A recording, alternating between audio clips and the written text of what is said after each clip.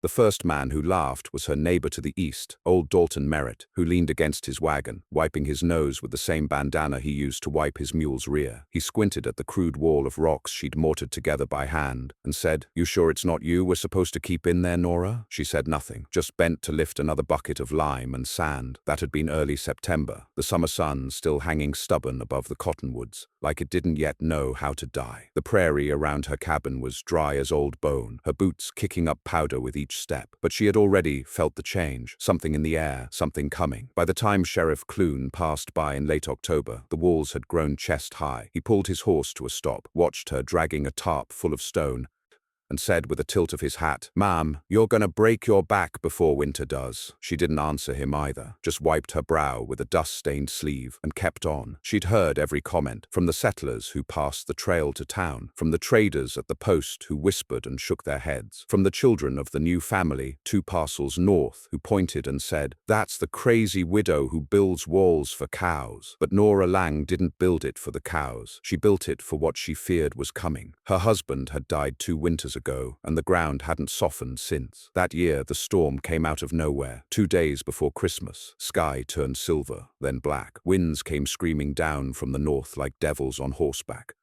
And snow hit so hard it broke window glass and drove nails out of door frames. They'd tried to bring the animals into the barn, but the roof tore clean off like paper. He'd run out to tie the gate shut. She'd watched from the kitchen window as the wind took him sideways, slammed him into the fence rail, broke his skull like a pumpkin. By the time she got the door open and crawled across the yard, he was dead in the snow. So no, she wasn't building this shelter for livestock. She was building it for memory. She was building it because she never forgot what winter could do when it changed its mind. By the time the first frost came, the walls were finished. 7 feet tall, 4 thick, made of river stone, hauled 1 cartload at a time from the southern bend. She'd spent weeks dragging each load with a rusted wheelbarrow and an ox that limped. Inside, she'd laid a floor of packed earth, then covered it with flat stone tiles, old slate pulled from the quarry that had shut down 5 years back. Over that, a layer of hay, dry and clean. And around the perimeter, she'd driven thick wooden stakes, salvaged from collapsed barns and wind-beaten fences, to hang woolen cloths like curtains to cut wind drafts. No nails, rope and hooks, everything removable, everything thought through. The roof was the hardest. It wasn't wood. That had failed before. This time, she used stone, a sloped frame of cut limestone supported by 6 hand-hewn beams, all angled southward to slide the snow off when the winds came. She reinforced it with scavenged iron from her late husband's blacksmith lean-to, bolted it into drilled stone notches, mortared every crack, and when it was done, she tested it. She stood atop it in the first snowfall, jumped up and down, and it didn't budge. "Won't hold a candle," muttered a man from town when he came by to deliver salt and flour. "Coal's gonna bleed right through them rocks." "Rocks don't burn," she said, and handed him the coin. He never came back. The animals arrived in early November. 2 dairy cows, 3 goats, a stubborn ewe, and a half-dozen hens that she'd rescued from a family heading west. They were rail-thin, half-plucked, terrified of the shelter at first. She lit a lantern at dusk and let it burn low through the night, just enough to keep the frost from settling on the hay. At dawn, she fed them warmed mash. When ice collected on their water pan, she broke it gently and stirred in heated molasses. They grew calmer by the week. She lined the inner walls with thick blankets, draped heavy canvas over the door, buried hot coals in a sand pit, and covered it with bricks and wool sacks to radiate heat. It stayed warm, not summer warm, but enough. And soon, the hens started laying again. On the 2nd week of December, her closest neighbor, the same man who called her mad, lost his main barn to a dry spark. The timbers caught fast. By the time he got the door open, half his animals had suffocated from smoke. The fire spread fast, the air full of wind. He stood across the trail, just staring at her low stone shelter. She didn't wave, didn't say, "I told you so." She just went back to chopping wood. Then, in late January, the real storm hit. Not snow, not at first, wind. It started before dawn, an eerie wail through the valley, a rising in pitch until it felt like the whole land was howling. Trees bowed, fence posts shivered, and her cabin's front window cracked straight down the middle. By noon, the snow came in waves, not flakes, but fists of it, pounding sideways, driven by a gale that never seemed to slow. She packed her lanterns, extra feed, and a few dry logs, covered herself in 2 coats, wrapped her face in a scarf, and made the 100-foot journey from her cabin to the stone shelter with one hand on the rope she'd buried into the ground months before, her guideline. She could barely see, could barely breathe. She got inside, slammed the door shut, and for the first time in 2 years, cried, not from fear, but because the air inside, still, warm, faintly smelling of hay and earth, was nothing like the world outside. The animals barely stirred. They were calm, quiet. The storm raged just beyond the stone, but the inside was still. She stayed there 2 nights, fed the animals, slept with them, shared the warmth of breath and coal. The goats nuzzled close. The cows chewed quietly. The wind could not reach them. When the storm cleared, she opened the door to find the valley unrecognizable, cabins flattened, fences buried, livestock carcasses frozen where they'd fallen. Her stone shelter stood untouched. That's when they stopped laughing and started knocking. First, the man whose own livestock had died in the fire. Then, a young couple from 2 hills west, carrying 2 shivering pigs. Then came a family who'd fled their cabin after the roof caved in, asking if they could just store a few of their chickens inside, just until it warmed again. She didn't turn them away, but she didn't say yes right off either, because now, for the first time, they were quiet. They were waiting, and she would decide. The third knock came just before dusk. 2 days after the storm, Nora stood by the door of the stone shelter, her breath visible in the air, even as the coals still glowed under a bed of ash in the warming pit. The wind had settled to a whisper now, more ghost than threat, but the snow still lay in long, mean drifts across the yard. Beyond them, the outline of her cabin showed dark and buried, roof visible but nothing else. She opened the door slowly. It was Emery Willis, the old widower from 3 parcels south. His hat was gone, scarf frozen to his beard, hands red and shaking. He wasn't a man used to asking for anything, but he held something wrapped in a canvas blanket. It moved. "We lost the barn," he said. "Chickens froze. 1 calf left. The old girl's dying, and I don't have a wall to put between her and the wind. Please." Nora didn't say anything for a long time. Then she opened the door wider and stepped aside. By the end of that week, the shelter held not only her livestock, but Emery's calf, 3 hens from the Miller boys' ruined coop, and 2 of the Branning family's goats. They took to one corner, quiet and wary, but grateful in their own way, alive. She organized the space like a chessboard, kept each animal's food separate, each bedding area layered with fresh hay. When someone offered firewood or cloth in trade, she took it, not because she needed it, but because they needed to understand this wasn't free. Survival cost something, and now they understood that. At night, Nora barely slept. She lay beside the warming pit with her arms crossed over her chest, ears tuned to every snort, every rustle, every creak of snow above. If one beam cracked, the whole roof could give. If a fox slipped in through the flap near the drain pipe, she'd lose hens by morning. But nothing happened. The stone walls stood firm. The heat stayed trapped. And outside, winter raged and calmed, unable to get in. In town, word began to spread. Not everyone came. Pride ran deep in some families. Others had already lost too much. But the ones who had walked their livestock 5 miles through knee-high snow, the ones who'd seen neighbors bury sheep with frostbitten hooves, they came. Sometimes with just 1 animal, sometimes with nothing at all, only hope. "I don't have feed," one man said, shivering in a burlap coat. "Only this." He held out a jar of preserved apples. She took it. That night she fed warm mash to her own stock and added 3 more water bowls to the heated trench in the center. It hadn't been built for a crowd, but it worked. And each night the shelter pulsed with breath and warmth and life. Then one night, something changed. It was early February, and the storm had grown still. No wind, no snow, only silence, a dangerous kind of calm. Nora stepped outside, pulling the scarf tight over her nose. The moon broke through faint clouds, casting blue shadows across the yard. And that's when she saw it, a figure, no, 2, dragging something through the snow. She moved fast. So Nun tied the latch rope from the stone door and walked forward with one hand on the hilt of her old knife. It was the youngest Branning girl, no more than 13, with her little brother close behind. Between them, tied to a sled, was a shivering calf and a chicken coop half covered in wool rags. "Pa's got the sickness," she said. "Roof gave in. Mama says don't ask you for nothing, but I didn't listen." Nora looked at the boy. His lips were blue. She opened the door. Inside, space was tight now. Every corner had a crate, a trough, a bundle of hay. Chickens roosted on repurposed ladder rails. The goats had formed their own clique in the northwest nook. Emery's calf had taken to sleeping against the central beam. Nora kept it orderly, kept a chart in chalk on the inner wall. Days, feed, water, waste, rotated sleeping spots. scraped ice from the inner walls each dawn, and still it stayed warm. The rock floor held heat like memory. The sealed beams above never wept. No rodents came, no mold, no frost. It worked because she'd made it work, and because no one else had dared to build what she had. 3 nights later, Nora awoke to shouting. She bolted upright, knife in hand, heart hammering. The animals stirred, low sounds of alarm echoing in the tight space. She kicked the door open and stepped out. Out in the snow, lit by a weak lantern and weak moonlight, 2 men wrestled each other into a drift, curses flying louder than the wind. One wore the coat of Mr. Graves, the banker's cousin. The other, someone she didn't know. "They're my sheep," one bellowed. "I brought 'em, and she took 'em. That makes 'em mine now. They were mine to begin with."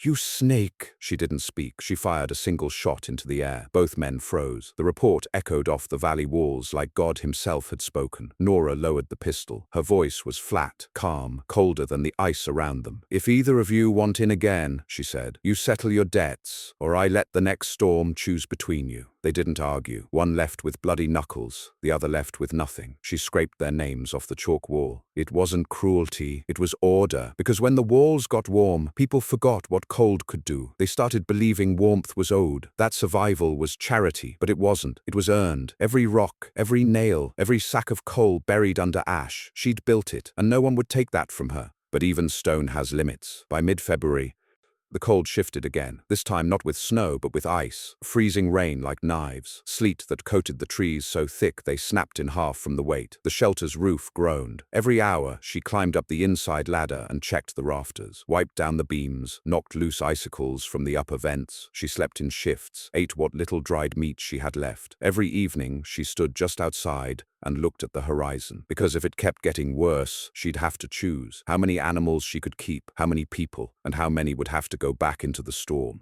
Then came the knock she feared most, a wagon, driven by a preacher from over the ridge, half-frozen hands, pale face, a sick girl wrapped in too many layers, coughing and shaking. "We need warmth," he whispered. "I don't have beds," she said. "We'll take floor." "I don't have medicine." He didn't answer. She looked at the girl, looked at the walls behind her, counted heads, counted hearts, and opened the door, because this shelter wasn't just for livestock anymore. And maybe, just maybe, it never had been. The girl's name was Clara. She was 10 years old, maybe 11, and hadn't spoken a word the first 2 days. Her cough came in ragged fits, and her little fists clutched the preacher's coat, even as he tried to lay her down in the corner. The others made room without protest. It wasn't just animals anymore, and hadn't been for some time. Since the new storm, at least a dozen souls had found shelter under the stone roof. Old Emery, the Branning children, the miller's hired boy, a deaf trapper from the East Ridge, and now the preacher and the girl. They slept between goats and crates, huddled under horse blankets. The smell of animal and ash hung thick in the air, but no one complained, because it was warm, and warm was life now. That night, Nora knelt by the coal pit and scraped away the ash to check the heat. She'd buried it carefully. Logs split fine, ringed by brick, fed slowly to last days. With the pit banked and covered, it radiated steady warmth, not hot enough to cook, just hot enough to keep death from creeping in. She'd learned it from a half-Cherokee woman, years back, who'd survived 3 winters alone in the canyons. Heat from fire burns out, the woman had told her, but heat from rock, it holds like memory. That stuck, so she buried stone in the coals each day, let it soak in the heat, then stacked it against the walls. The whole shelter had become a kind of lung.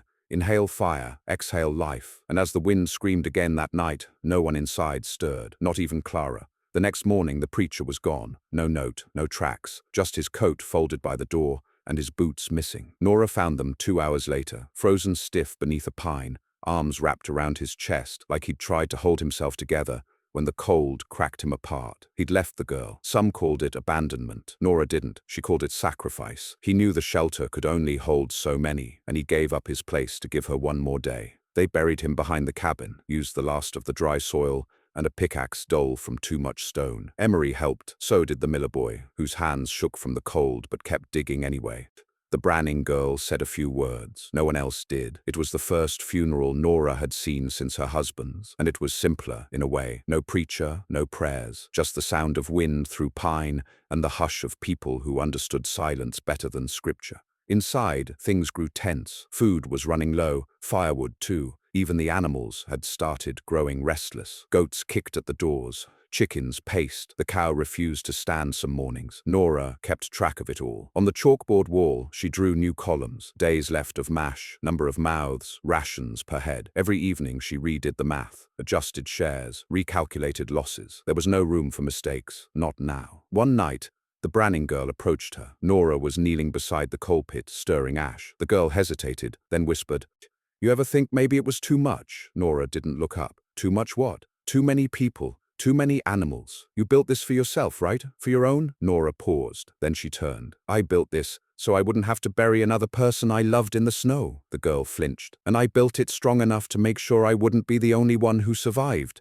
They didn't speak again after that, but the girl started helping more. She refilled the water basins, brushed the goats, even fed Clara once when Nora's back ached too much to bend. That was the thing about survival. It revealed people, not just who they were, but who they might become. Then came the fire. It started in a nearby homestead. 3 miles off, near the old railway, someone had tried to burn damp wood in a sealed chimney.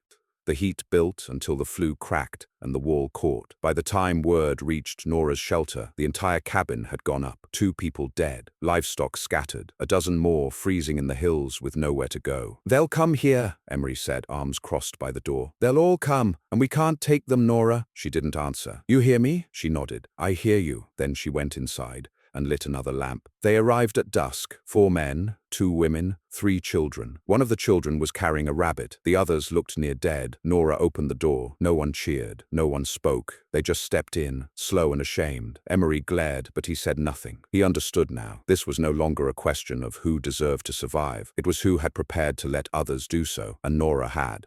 Even if it broke her. The shelter was full now, beyond full. People slept sitting up, animals pressed close, their breath steaming the walls. Blankets hung from rafters to divide families, though heat passed through them all the same. At night it sounded like a barn and a church and a battlefield all at once. Snoring, murmurs, prayers, coughing, but it was alive, and that mattered more than peace. One night, Clara coughed so hard she vomited. The Branning girl cleaned it up before Nora even moved. Another evening, a man from the burned-out cabin tried to take more than his share of water. Emery caught him. There was a struggle. Nora broke it up with the butt of her rifle. She didn't shoot, but she made the man sit outside for an hour. He came back in with frostbitten ears and didn't argue again. Each day, Nora checked the roof.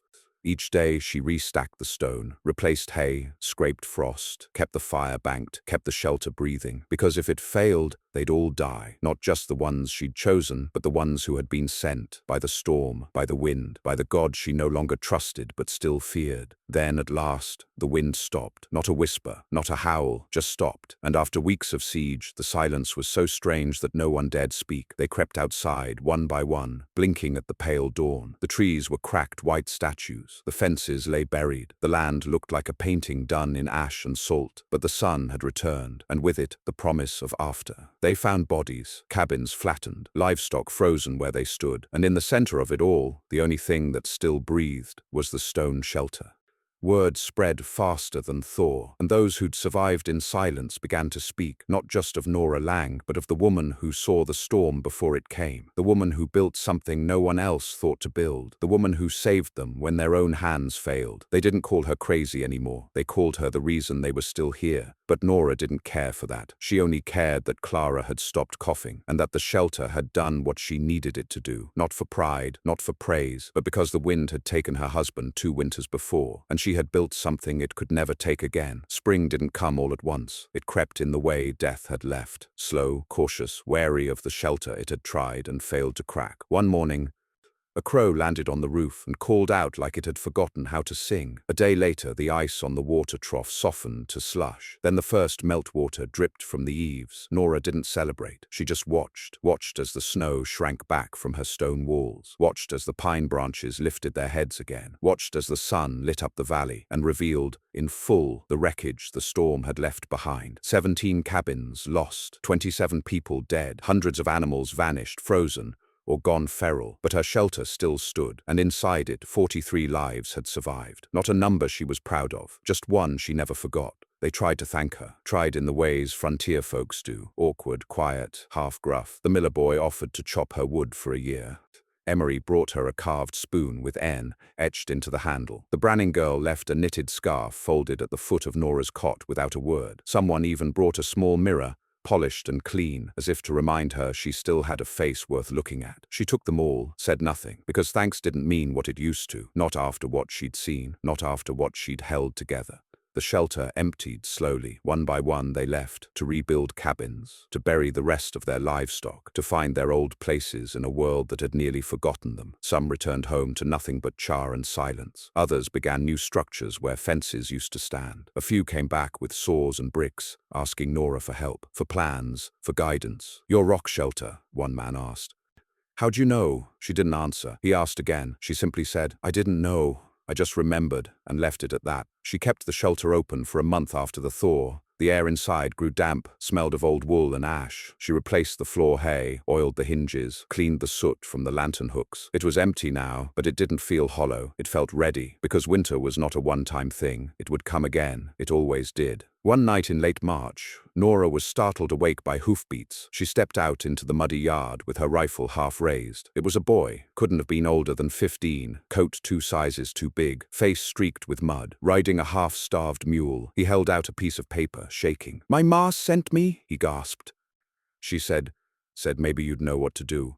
The paper was a note, scrawled in hard strokes. "Too many mouths, too little shelter. Livestock won't last another week. If you have room or plans, help us." Nora read it twice, then looked at the boy. "You rode through the last pass alone?" He nodded. "Where are you from?" "Clear Hollow. 4 ridges north." That was 2 days' ride, even in good weather. 3 in mud. He must have ridden hard. She handed him a cup of water and told him to wait. The next morning, she packed a canvas satchel, not with food, not with clothes, with plans. She rolled up every drawing she'd made of the shelter. Stone thicknesses, beam placements, how to bank coals in a pit, how to vent the roof so warmth rose but didn't escape. Then she tied the satchel shut with leather cord and handed it to the boy. "Give these to your mother?" He blinked. "You're not coming?" Nora shook her head. "They need someone who can build it there, not someone who built it here." She put a hand on his shoulder. "Tell her to dig deep. Don't waste time with fences. Rock first, everything else after." He nodded, mounted, left. She watched him ride off through the trees, and then she went back to her shelter. By April, the valley had changed, more than just the snow melting. People stopped laughing. They started listening, started hauling stone, not just timber, started digging pits, not just wells, started asking questions about how to build things that would last, not cabins for summer, but shelters for the next storm, the kind that didn't care about pride or comfort or tradition, the kind that wanted to see what you'd forgotten. And Nora had forgotten nothing. She wasn't a leader, wasn't a preacher or teacher or elder. She didn't hold meetings or hand out speeches, but they came to her anyway, one after the other, all summer long, and she gave them what they needed. Sometimes a plan, sometimes a warning, sometimes just a stone from her own wall to remind them what mattered. And slowly the valley stopped being a place people escaped. It became a place people prepared, because the storm hadn't just destroyed what was, it had shown what could never stand again. By June, the last visitor came, a man from far west, spoke in soft tones, said he'd heard stories of a widow with a stone hut who'd saved dozens. He asked to see it. She showed him. He asked to sketch it. She let him. He offered money. She refused. "It ain't for sale," she said. "It's for memory," and memory was the only thing worth keeping when everything else turned to ash. That night, alone again in the shelter, she lit a lantern. The walls flickered orange. The rock caught the glow and held it like embers. She ran her fingers across the chalkboard. The names were faint now, rubbed down to ghosts. But she remembered every one, every man, every woman, every child, every goat, cow, and chicken, every breath that survived between those walls. And she whispered their names, one by one, because she'd built this place for livestock, but it had become something else, something sacred. The storm had come, and the shelter had answered, not with defiance, but with endurance. And sometimes that was the only answer that mattered. It was the second winter after the storm when the valley finally understood what Nora had done. The year in between had been kind, warmer than usual, soft rains, long harvests. The younger men had started saying things like, "Maybe we overreacted," or "That last storm was a fluke." Even Emery, who had once stood at her side through the darkest months, stopped coming by so often. They had rebuilt their barns. They had restacked their fences. They had returned to the old ways. But Nora had not. She knew better. That kind of winter doesn't come just once in a lifetime. Not anymore. Not with how the sky had changed. The old folks used to say, "There's a storm for every kind of forgetting," and people had already forgotten. That fall, she made no speeches. She handed no more plans to riders from far-off ridges. She spent her days quietly restocking the shelter, refilled the trench with coal, layered new wool, repaired the beams with rebar taken from the collapsed railway. It wasn't that she knew another storm was coming, it's that she knew what it meant if it did, and they weren't ready. By late October, frost had come early. By mid-November, a wind returned to the valley that didn't belong to autumn anymore. And by December 1st, she saw the clouds, low, iron-colored, familiar. This time, she didn't wait for knocks. She rode out, cabin by cabin, parcel by parcel. She found the Branning girl first, now taller, sharper, managing a whole line of goats on her own. "Don't wait for the snow to stick," Nora told her. "Move the animals before." The girl nodded. She didn't argue. Then Nora rode west, where the millers had rebuilt too close to the floodplain. Then south, to warn the new settlers from Kansas. Then up the ridge where the preacher's grave still held fast, half iced over. Each place she went, she said the same thing. "It's coming. You know it. Don't be proud. Don't be late." Some listened, some didn't. But the ones who survived before, they didn't hesitate. On the 4th day of snow, Nora had already opened the shelter again. No invitation, just an open door and a fire burning inside. Within hours they came, tired, shivering, wiser. She'd made space, cleared crates, laid fresh bedding. There were fewer animals this time. People had built better since the last time, but more children, more old men, more of the kind who don't run fast anymore. By the second night, but the wind had begun to tear through the valley like it remembered her, like it wanted revenge. But the shelter did not flinch. Its walls had been tested, its roof had heard worse, and its stones held the heat like lungs hold breath. This time she didn't stay inside the whole storm. She went out, roped herself to the pine by the shelter, and when the blizzard howled highest, she walked the rope line toward the cabins others had rebuilt. She reached 3 of them, found 2 families trapped inside, windows blown out, trying to burn chair legs for warmth. She brought them back one by one, swapping boots, carrying children, dragging feed sacks as makeshift sleds. She didn't get them all. The storm still won some ground, but far less than before, because this time the valley knew her name.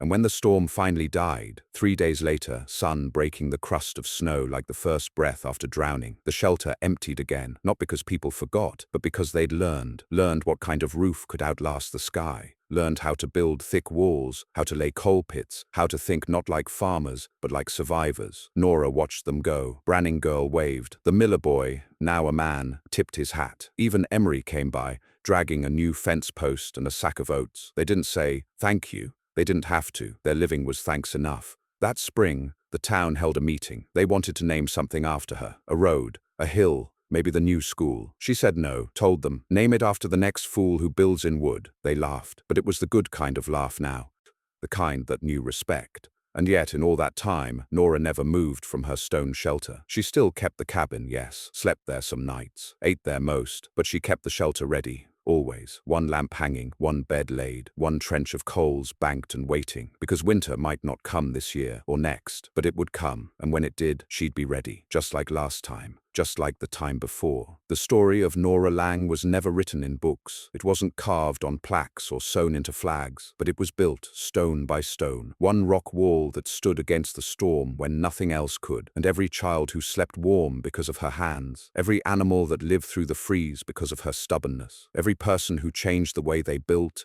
because she remembered what they wanted to forget. That was her legacy, not the shelter, but the lesson it left behind, that sometimes the strongest thing you can do is build like the storm is already coming. It's been 12 winters since the storm that nearly ended the valley, 12 seasons since the snow-buried cabins like graves, since fences vanished under drifts tall as houses, since people crawled through white and wind and silence and found warmth inside a low, square building made of stone. The woman who built it is gone now. Nora Lang passed quietly in her sleep the winter after her 70th year. They found her wrapped in her coat, seated beside the ash pit, a kettle of water still warm nearby. She wasn't alone. 2 goats were curled beside her. A half-grown hen had roosted on the cot beam. And beside her chair was a worn notebook, names scrawled in charcoal, feed tallies, drawings of airflow vents, coal trench diagrams. On the last page, a single line. The stones still hold. They buried her behind the shelter. No headstone, just a simple rock from the eastern wall, set upright and smooth. That's what she'd wanted. No monument, just proof that something stood. Now, when storms roll in, and they do, even now, people don't scatter or pray for luck. They go underground. They return to the shelter, still standing, still warm, still holding heat in its bones like breath in a chest. They've added to it over the years, a second pit, a reinforced entry, even a chimney designed from her old sketches. But the core remains unchanged. 4-foot-thick riverstone, low beams, wool-lined walls, no nonsense. Just survival in its purest form. The children who grew up inside it now bring their own children. They tell the story not as legend, but as instruction, of the woman who dragged stone through summer heat while others laughed, of the frost that took everything but what she built, of the animals who breathed her warmth, of the strangers she let in when it nearly broke her to do so, and of the fire that never died, not because it burned, but because it was buried in rock and memory and will. Every so often, someone suggests tearing the shelter down. It's too small. We've got better materials now. We could build a hall, something cleaner, bigger, but the valley never votes it through. They keep the shelter because it worked, because it lasted, because it reminded them that when the wind howled and the world cracked, and no one else knew what to do, one woman did, and she built it before the storm, when no one believed her, when every man shook his head, when they laughed, and she kept building anyway. So now, they don't laugh. Not when they see stone. Not when someone dares to build something that doesn't look like the others. Now they ask why. Now they listen. Because one day, the sky might turn again. The wind might rise. The snow might cover every roof. And when it does, they'll need to remember not just what she built, but why. Because the storm will come, but if they build it right, the stones will still hold,